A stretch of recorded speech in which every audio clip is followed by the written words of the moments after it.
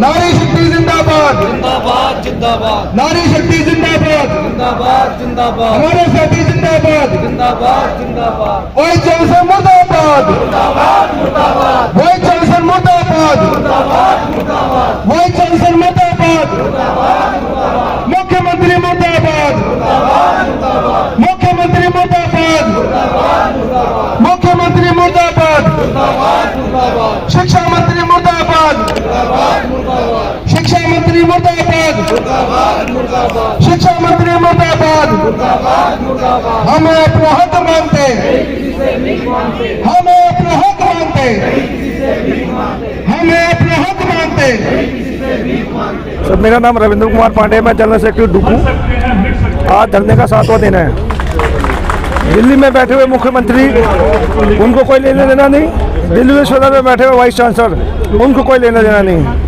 अभी पूर्व में वक्ता ने बताया, हमको 3.5 महीने हो गए और कहानी सिर्फ ये दोनों की नूरा कुश्ती की जो है, क्योंकि आपने देखा होगा आज से पूर्व दिल्ली के अंदर बीजेपी की सरकार थी और सेंटर में कांग्रेस की सरकार थी। समन्वय था, हमको ग्रांट 3 महीने पहले एडवांस मिल जाया करती थी। मार्च, अप्रैल और मई की, जून जुलाई का पैसा हमको सोसाइटी फंड से ट्रांसफर होकर मिलता था जो है, जिसमें 12 कॉलेज के कुछ प्रिंसिपल जो इतना खतरनाक है जो है, जो वाइस चांसलर की गोद में बैठ के अपना प्रिंसिपल बनना चाहते हैं। उन्होंने स्टूडेंट यूनियन से जो हमारे बच्चे होते हैं उनको हाई कोर्ट में भेजा कि जो सोसाइटी फंड का पैसा है वो स्टूडेंट यूनियन फंड का पैसा। आप बताओ मेरे मीडिया के साथियों कि 50 करोड़ का फंड का स्टूडेंट यूनियन का फंड होगा? कभी नहीं हो सकता जो है। वो फंड है डेवलपमेंट फंड का जो है। वहाँ से हमारा जो ट्रांसफर होता था वो रुकवा दिया, क्योंकि हमारा जून और जुलाई की सैलरी हमको ट्रांसफर होकर मिल जाती थी। अगस्त में हमारा अल्फा का ऑडिट होता था, हमको जब ऑडिट हो जाता तो हमको पैसे जैसे आए तो हमको ट्रांसफर मार देते थे जो है। लेकिन इन दोनों को कुछ लेने नहीं। अच्छा, दिल्ली विश्वविद्यालय के वाइस चांसलर ने क्या कर रखा है, रजिस्ट्रार ने, दोनों ने मिलकर के 12 कॉलेज के अंदर ट्रंकेट गवर्निंग बॉडी बना रखी है और 4 कॉलेजों के अंदर टीचिंग की ऐड निकाल दी, क्योंकि सब जगह तो पैसा खत्म हो गया अब जो है। दिल्ली सरकार के 12 कॉलेज बचे हैं जो है। मेरे आचार्य देवेंद्र कॉलेज में टीचिंग की ऐड निकली, दीनदयाल उपाध्याय कॉलेज के अंदर जहाँ परसों आए थे वहाँ ऐड निकली हुई है। भास्कराचार्य कॉलेज में जहाँ डीन ऑफ कॉलेज बलराम पानी जी है वहाँ ऐड निकली हुई है। एक वो अदिति कॉलेज के अंदर जो है वहाँ नहीं, वो भगनी नियुक्ता के अंदर ऐड निकली है जो है, अदिति के अंदर भी निकली हुई है जो है। तो ये सारे जो है पूरा सिस्टम को क्लैप्स कर रहे हैं बिल्कुल जो है। और आज कर्मचारी रोड पर है और हम जब तक रोड पर रहेंगे जब तक हम 12 कॉलेज के कर्मचारियों की जिस 3 माह सैलरी हमको एडवांस मिल जाया करती थी, अब देखो इन्होंने अभी तो दिसंबर जनवरी और फरवरी की सैलरी नहीं दी, मार्च आ गया। अब ये करेंगे मार्च, अप्रैल, मई की सैलरी हमको देंगे जून जुलाई में जो है। कहाँ जाएगा? 3 महीने का हम फिर आंदोलन करेंगे जो है। हमारा काम नहीं है, पेशा नहीं हमारा आंदोलन करना। हमारा दिल्ली विश्वविद्यालय प्रशासन से और दिल्ली में बैठे हुए मुख्यमंत्री से, आपके मीडिया के चैनल के माध्यम से अपील है कि हमको ग्रांट जल्द से जल्द स्थायी समाधान किया जाए। नहीं तो आंदोलन आने वाले जो 24 का इलेक्शन है, लोकसभा का चुनाव है, उसके हम हर एक पार्टी का वोट करेंगे, हम उसी पार्टी को वोट करेंगे जो हमको जो सैलरी रिलीज कराएगा टाइम से जो है। इसमें कहना क्या यार, हम तो यही कहेंगे, तुम्हारी फाइलों में मेरे गांव का मौसम गुलाबी है। साहब माफ़ करना, ये आंकड़े झूठे हैं और ये आंकड़े किताबी हैं। तो मेरा यही मानना है दोस्त, ये जो लोग कह रहे हैं उनकी कथनी और करनी में बहुत बड़ा अंतर है। उसमें सामंजस्य कहीं भी नहीं बैठ रहा, दूर दूर तक कहते कुछ है करते कुछ है। और सैलरी ना देना हमारी सबसे बड़ी बात, ये यूनिवर्सिटी के वाइस चांसलर की विफलता है।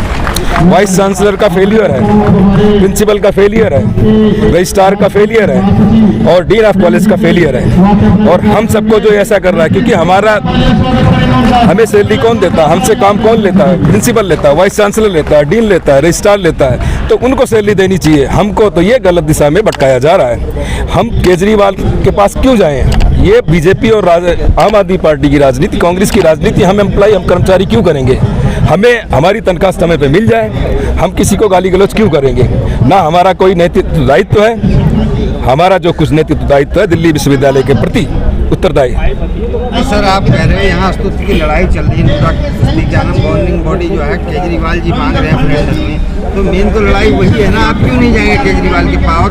जब अभी थोड़ी देर पहले, इससे पहले जो टीचर साहब कह रहे थे, जब मदन लाल खुराना जी थे तो 12 कॉलेजों की सारी जिम्मेदारी दिल्ली गवर्नमेंट को दी गई थी। दोस्त, इस बात ऐसी है, वो उस टाइम पर एक एमयू साइन हुआ था, जिसे कहते हैं मेमोरेंडम ऑफ अंडरस्टैंडिंग।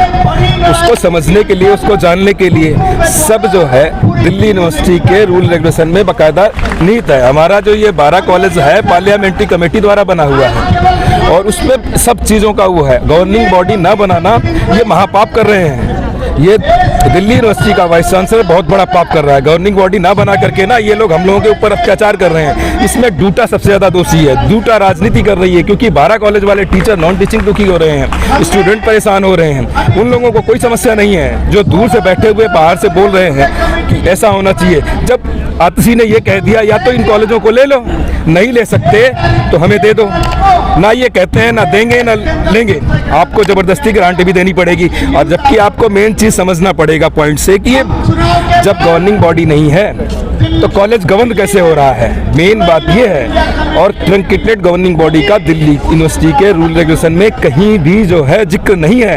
ये दिल्ली यूनिवर्सिटी के 12 कॉलेजों के साथ धोखा है और दिल्ली सरकार के साथ भी धोखा कर रही है। ये वाइस चांसलर, रजिस्ट्रार और ये सब मिलके कर रहे हैं, 12 कॉलेज के प्रिंसिपल कर रहे हैं। क्योंकि इनके पास जब चेयरमैन आ जाते हैं, चेयरमैन इनसे ऊपर होते हैं, ये इन प्रिंसिपलों से जवाब मांगते हैं तो ये प्रिंसिपल जवाब नहीं दे पाते। इससे पहले क्या होता था, इन प्रिंसिपलों के लिए वो चेयरमैन अच्छे हैं जो आंखें बंद करके इनकी फाइलों पर साइन करके चले जाएं। जो प्रिंसिपल, जो चेयरमैन सही राइट मांगता है, अधिकार की बात करता है, रूल रेगुलेशन की बात करता है, वो चेयरमैन इनके लिए गलत है। क्योंकि आप सोचते होंगे पहले उस जमाने में कांग्रेस के टाइम में उतने पढ़े लिखे नहीं आते थे। आज ये नए लड़के आते हैं, पढ़े लिखे भी आते हैं, लेकिन इनकी बातों को दरकिनार कर दिया जाता है और राजनीति करने लगते हैं। क्या कहते हैं, ये कल के बच्चे आ रहे हैं, लेकिन उनकी पढ़ी लिखी, उनकी सोच बहुत अपर है, उनकी क्वालिफिकेशन है। अनपढ़ तो नहीं आ रहे कांग्रेस के टाइम जमाने में जिस टाइम आ जाया करते थे। तो आपको ये समझना पड़ेगा, ये पढ़े लिखे चेयरमैन आ रहे हैं तो इनको नॉलेज है। नॉलेज होने पे वो चीज़ें मांगते हैं। जब मांगेंगे रूल रेगुलेशन, सारे राइट्स मांगेंगे, तब इनको दर्द होगा। वाइस चांसलर के कदमों में जाके बैठते हैं ये सब। और कहीं ना कहीं ये सब नूरा कुश्ती है, वाइस चांसलर और सबका मिला हुआ गेम है। इसके बारे में यही कहा जा सकता है सीधा सीधा। ये तो सरकार को देखना चाहिए हमारी मांग जायज है या नहीं है। 1 महीना पूरा काम करने के बाद हमें वेतन मिलता है या नहीं मिलेगा, ये सिर्फ पेट की आग है। हम तो ये चाहते हैं सरकार से, दिल्ली प्रशासन से, भाई दिल्ली प्रशासन भी हमारे साथ ही है ना, हम भी उनसे यही चाहते हैं कि हम पूरे महीने काम करते हैं तो हमें पगार क्यों नहीं मिले। सरकार अंधी है या दिल्ली प्रशासन अंधा बैठा हुआ है। जब प्रिंसिपल हमसे पूरे महीने काम कराते हैं और प्रिंसिपल को चाहिए हमें पूरी सैलरी दे, सैलरी क्यों नहीं दे रहे प्रिंसिपल, क्या कारण है? ये जवाब वाइस चांसलर महोदय पूछे प्रिंसिपलों से। मजबूरी कहाँ आ रही है जो ये सैलरी आप लोग? मजबूरी तो दिल्ली गवर्नमेंट और हमारे दिल्ली प्रशासन के बीच में आ रही है।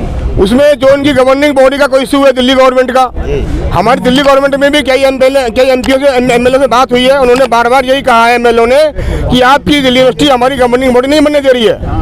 अगर गवर्निंग बॉडी बनने दे तो हम तुरंत केजरीवाल साहब को बोले और हम सब जो जितने 12 करोड़ का फंड रिलीज कराएं।